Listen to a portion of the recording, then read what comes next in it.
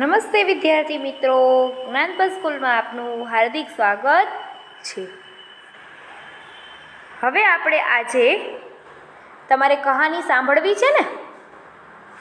કહાની સાંભળવી છે ને મસ્તીની. આપણે થોડીક કહાની સાંભળી તમને મજા આવે. આજે આપણે ભણવું નથી. આજે હું તમને કહાની કહીશ, વાર્તા જેવું કહીશ, તમને શીખ મળે એવું. એમાં તમારે સાંભળવાની છે ને હું બોલીશ, તમારે ખાલી સાંભળવાનું, બરાબર? तो चलो, परिश्रम का फल। एक गांव था, उसमें हरिराम नामक एक बुढ़ा किसान रहता था। उसके 3 लड़के थे। वे बड़े आलसी थे और कुछ भी काम नहीं करते थे. એટલે કે એ સાવ કેવા હતા? આળસુ હતા. એને કામ કરવું ગમતું જ નહીં. किसान को उनके लिए बहुत चिंता होती थी. એટલે કે કિસાન એટલે કે ખેડૂતને એના લીધે વધારે બહુ દુઃખ થતું કે એ કંઈ કરતો જ નથી, કે કેમ આળસ એટલી આવતી હશે એમ. તો કે એક બાર કિસાન બહુ બીમાર પડા. એટલે કે એકવાર કિસાન ખેડૂત એટલે એ બહુ બીમાર પડ્યો એમ. उन्हें तीनों लड़कों के अपने पास बुलाया और उन्हें कहा, हमारे खेत में बड़ा खजाना ગડા હુઆ હે. એટલે કે આપણા ખેતરમાં, એના છોકરાને બોલાવ્યા કે આપણા ખેતરમાં એક મોટો ઝાઝો બધો ખજાનો દાટેલો છે. મેરી મોત કે બાદ તુમ ખેત ખોદ કર ઉસે નિકાલ લેના. એટલે કે હું મરી જાઉં પછી તમે ખેતર ખોદી અને એ ખજાનો કાઢી લેજો એમ ત્રણેય. થોડે ही दिनों में किसान की मृत्यु हो गई. એટલે કે થોડાક જ દિવસમાં કિસાનની મૃત્યુ થઈ ગઈ. तीनों लड़कों ने लालच में आकर सारा खेत खोद डाला, लेकिन उससे कुछ भी न मिला. એમ કે કાંઈ એમાં ખેતર આખું ખેતર ખોદી નાખ્યું પણ એમાંથી કાંઈ નીકળ્યું જ નહીં. कुछ दिनों बाद खूब वर्षा हुई. એટલે કે થોડાક દિવસ બાદ વરસાદ આવ્યો. तीनों लड़कों ने खेत में बोआई की. એટલે કે વાવ્યું અંદર, એમ કે બીજ વાવ્યું એમ. उस वर्ष खूब अच्छी फसल हुई. એટલે કે તે વર્ષે ઘણું બધું ફસલ એટલે કે સારો એવો પાક આવ્યો. अब तीनों लड़को मिलकर खेती करने लगे. એટલે કે ત્રણેય ભાઈઓ ભેગા થઈને ખેતી કરવા માંડ્યા. हर साल उन्हें फसल के रूप में खजाना मिलता रहा. હવે તમે કંઈક કામ કરો તો જ તમને કંઈક મળે. તમે મહેનત કરો વાંચવામાં, લેસન કરવામાં, તો જ તમને એનું પરિણામ મળે ને. હવે તમે લેસન સરખું ન કરો, સરખું વાંચો નહીં પરીક્ષા ટાઈમે રેગ્યુલરમાં, તો તમને એમાંથી મળે શું? કશું જ ન મળે. તો કે આ કહાનીમાં પણ એવું જ કહે છે કે તમે જો કામ જ, એના પહેલાં દાદા હતા, એના પપ્પા હતા, એ કરતા, અને ઓલા ત્રણેય ભાઈઓ દરરોજ આરામ જ કરતા, કશું જ કરતા નહીં. પણ એના પપ્પા મરી ગયા, મૃત્યુ પામ્યા, પછી એ ત્રણેય કરવા માંડ્યા. એટલે કે દર વર્ષે એને અચ્છી ફસલ મળતી, એટલે કે સારું એવું એમાં પાક મળતો. તો કે તમે કામ કરો તો તમને કંઈક મળે, તમે વાંચો, લેસન કરો તો તમને પરિણામ સારું આવે. अब उनको अपने पिता की बात समझ में आई. सीख मिलती है, सच है परिश्रम सबसे बड़ा खजाना है. એટલે કે પરિશ્રમ એટલે કે મહેનત કરો, એ જ મોટો ખજાનો છે. ત્યારબાદ સ્વાર્થી મિત્રની કહાની છે, એ પણ કહું છું. એક ગાંવ મેં 2 મિત્ર રહેતે થે. એટલે કે એક જ ગામમાં 2 મિત્રો રહેતા હતા. એક બાર દોનો કિસી કામ સે કહી જા રહે. એટલે એકવાર 2 મિત્રો ક્યાંક કામ માટે બહાર જતા હતા. રાસ્તે મેં જંગલ આયા. એટલે કે રસ્તામાં જંગલ આવ્યું.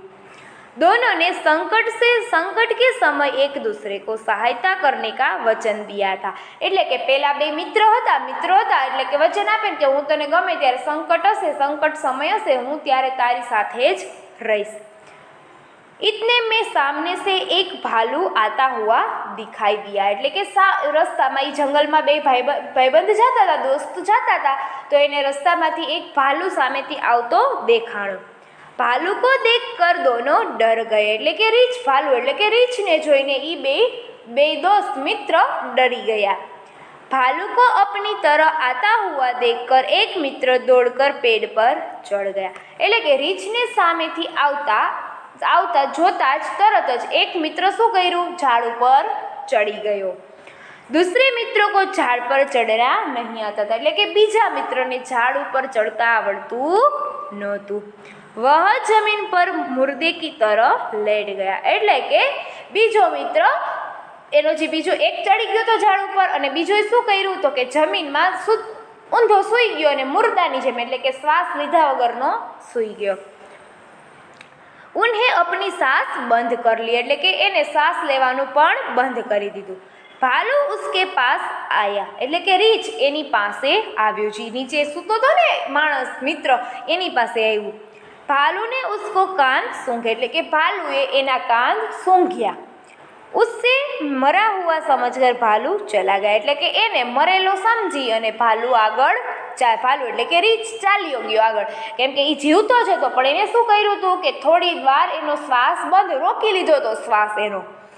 ભાલુ કે ચલે જાને પર પહેલા મિત્ર પેડ સે નીચે ગીરા, એટલે કે ઉપર જે ઝાડ ઉપર ચડ્યો હતો ને મિત્ર એનો ભાલુ એટલે કે રીંછ વહી ગયો એટલે એ નીચે ઉતરી ગયો। उसने दूसरे मित्र को हंसकर पूछा, तुम भालू ने तुम्हारे कान में क्या कहा, એટલે કે બીજા ઉપર જે ઝાડ ઉપર ચડ્યો તો એ મિત્ર નીચે સૂતો તો એ મિત્રને કીધું કે તને ઓલો રીંછ સૂંઘતો હતો કાનમાં, એમાં તને શું કીધું એને એમ। दूसरे ने उत्तर दिया, भालू ने कहा कि स्वार्थी मित्रों से दूर रहो, કાંઈ કીધું જ નહોતું પણ એને શીખ મળી ને કે હું એ પોતે એકલો ઝાડ ઉપર ચડી ગયો, મને ચડાવ્યો નહીં, જો પહેલાં મને ચડાવ્યો હોત તો મારે ઊંધું લેટવું ન પડત અને મારે શ્વાસ બંધ કરવો ન પડત એમ। એટલે કે ભાલુને કહા કે સ્વાર્થી મિત્રો છે દૂર રહો, એટલે કે સ્વાર્થી દોસ્તથી દૂર રહેવાનું એમ। यह सुनकर पहले मित्र का सिर शर्म से झुक गया, એટલે કે બીજા મિત્રને આ વાત સાંભળીને શરમથી નીચે એનું મોઢું ઝૂકી ગયું। सीख मिलती है कि स्वार्थी मनुष्यों से मित्रता नहीं करनी चाहिए, એટલે કે સ્વાર્થી માણસોની મિત્રતા કરવી ન જોઈએ। બરાબર, મજા આવી કહાનીમાં હે? તો ચાલો એવું જ હજી એક કહું છું, હાલો વર્ષા ઋતુ નિબંધ વિશે કહું છું, નિબંધ વિશે બરાબર, નિબંધ કહું। અત્યારે વર્ષા ઋતુ ચાલે છે ને, ઋતુ આપણી અત્યારે વર્ષા ઋતુ છે ને, ચોમાસાને શું કહેવાય વર્ષા ઋતુ કહેવાય ને, એટલે વર્ષા ઋતુ વિશે નિબંધ ખાલી કહું છું, તમારે ખાલી સાંભળવાનો છે। भारत में ऋतुओं का सुंदर क्रम है, यहाँ सभी ऋतुओं का महत्व है, पर वर्षा ऋतु को क्या कहना, એટલે કે વર્ષા ઋતુ બધાને ગમતી હોય। वर्षा के पहले ग्रीष्म में धूप बहुत तेज होती, એટલે કે વરસાદ પહેલાં ઉનાળો હોય, આપણે વર્ષા ઋતુ પહેલાં તો ઉનાળામાં તો ગરમી બધાને બહુ થતી હોય, બધા ગરમીથી પરેશાન હોય। बहुत तेज होती है, गर्मी के मारे लोग बेचैन हो जाते हैं, नदी नाले सूख जाते हैं, पेड़ पौधे मुरझा जाते हैं, પશુ પંખી ગરમી में બેચેન હો જાતે, એટલે કે પશુ પંખીઓને પાણી ન મળે એટલે એ ગરમીના લીધે પરેશાન થઈ ગયા હોય ને, ઉનાળામાં એક તો પાણીનો પ્રોબ્લેમ હોય। સારી પૃથ્વી પર સુનાપન છા જાતા, એટલે કે પૃથ્વી સુમસાન જેવી થઈ જાય, કેમ કે લીલા છોડ કે કાંઈ જોવા ન મળે એટલે કેવી લાગે, હરિયાળી ન લાગે ને। लेकिन वर्षा का आगमन होते ही वातावरण बदल जाता है, आकाश में काले काले बादलों की गड़गड़ाहट सुनाई पड़ती, એટલે કે આકાશમાં વાદળો ફટકાતા હોય એની ગર્જના સંભળાય ને આપણે। बिजली चमक, એટલે કે વીજળી ચમકતી હોય છે। और बरसात को बौछार शुरू हो जाते, એટલે કે વરસાદ જોર જોરથી શરૂ થઈ જાય છે। નદી નાલે તાલાબ આદિ ભર જાતે, એટલે કે નદી નાળા ને તળાવો ભરાઈ જાય છે પાણીથી। પૌધે લહેરા ઉઠતે, એટલે કે પૌધા એટલે કે છોડવા પણ લહેરા એટલે કે ખીલી જાય છે।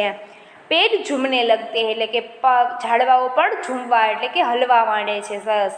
બાગો મેં ફિર સે હરિયાલી છા જાતી है, એટલે કે બગીચાઓ પણ માં હરિયાલી એટલે કે લીલુંછમ મસ્તીનું થઈ જાય વાતાવરણ એનું। મોર ખુશી સે નાચને લગતે, એટલે કે મોર નાચવા લાગે છે। મેઢો કો ગટર ગટર સુનાઈ દેતી है, એટલે કે દેડકાઓ બોલવા માંડે છે। આકાશ મેં મનોહર ઇન્દ્રધનુષ કે દર્શન હોતે, એટલે કે મેઘધનુષ નીકળે ને વર્ષા ઋતુમાં, આપણે જાનીવાલી પીનારા 7 રંગનું દેખાય ને, કે ચોમાસામાં એ પણ દેખાય છે। वर्षा ऋतु में बच्चे बहुत खुश होते हैं, किसानों की खुशी का ठिकाना ही नहीं रहता, એટલે કે ખેડૂતો પણ ખુશ થઈ જાય વરસાદ આવે એટલે। वे अपने खेतों में हल चलाते हैं, रक्षाबंधन, गणेश महोत्सव, जन्माष्टमी जैसे बड़े बड़े त्योहारों वर्षा ऋतु में ही आते हैं। कभी कभी अधिक वर्षा के कारण नदियों में बाढ़ आ जाती है, એટલે કે જાજો વરસાદ હોય એટલે નદીઓમાં પૂર પણ આવે છે। इससे बहुत नुकसान होता है, એટલે કે ક્યારેક ક્યારેક વરસાદના લીધે નુકસાની પણ થાય છે। फिर भी हमारे देश के लिए वर्षा ऋतु बड़ी उपयोगी है, એટલે કે આપણે વરસાદ ન થાય પણ તો કશું જ થાય નહીં। બરાબર, મજા આવી બધાયને? સરસ, ચાલો હવે અહીંયા સુધી રાખીએ। બરાબર, મજા આવી ને? આવું તો મજા જ આવે, કા ટીચર લખવાનું ને એવું દો તો અમને ન મજા આવે। આવું વાર્તા કયો ને આવા નિબંધ કયો, કહાની કયો તો મજા આવે એમ। બરાબર, તો ચાલો હવે આપણે અહીંયા સુધી રાખીશું। અસ્તુ, જય હિન્દ, વંદે માતરમ।